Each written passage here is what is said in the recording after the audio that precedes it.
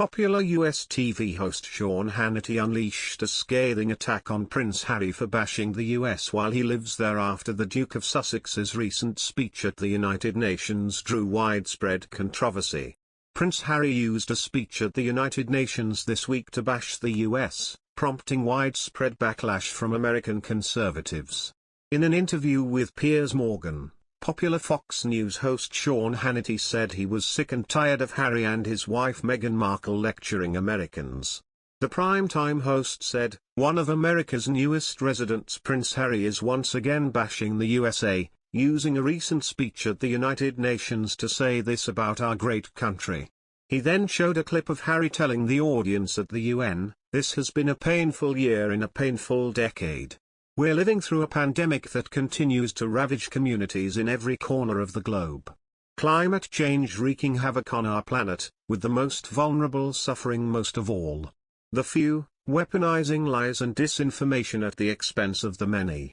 The Duke of Sussex continued, "And from the horrific war in Ukraine to the rolling back of constitutional rights here in the United States, we are witnessing a global assault on democracy and freedom, the cause of Mandela's life." Mr. Hannity furiously condemned the remarks, which were seen as a veiled attack on the Supreme Court returning abortion-related authority to state governments via Dobbs v. Jackson. He said, "Save us the lectures." Those condescending remarks drew widespread mockery for Harry's complete and total disconnect from reality. Harry and Meghan are the same people who say they wanted privacy. So why all the hatred and disdain for the country he is choosing to move to after rejecting royal life in the UK? Why all the animosity and hatred for someone who lives such a privileged life? I'm sick and tired of this putrid woke lecturing from Harry and Meghan. Mr. Hannity joked that he would pay for a private jet to send them back to the UK.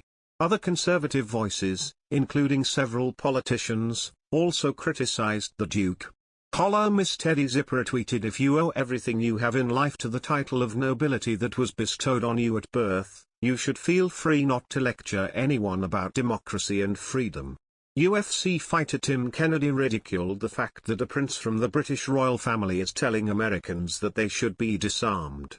Harry previously faced accusations of interfering in US politics when he branded the First Amendment, the right to free speech, bonkers. Some outrageous claims has been made about Meghan Markle and Prince Harry in a new book on the US-based royal.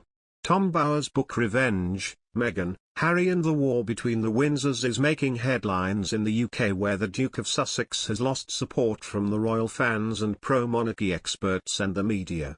In his book, the author also took aim at the couple's friend and journalist Omid Scobie, calling him a propagandist. Prince Harry's fantasy and argued that he changed himself for Meghan.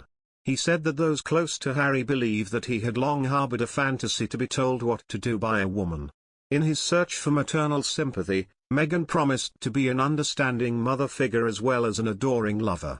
For the first time in Harry's life, he was prepared to obey a woman. To secure Meghan's loyalty, he would change himself to match her expectations.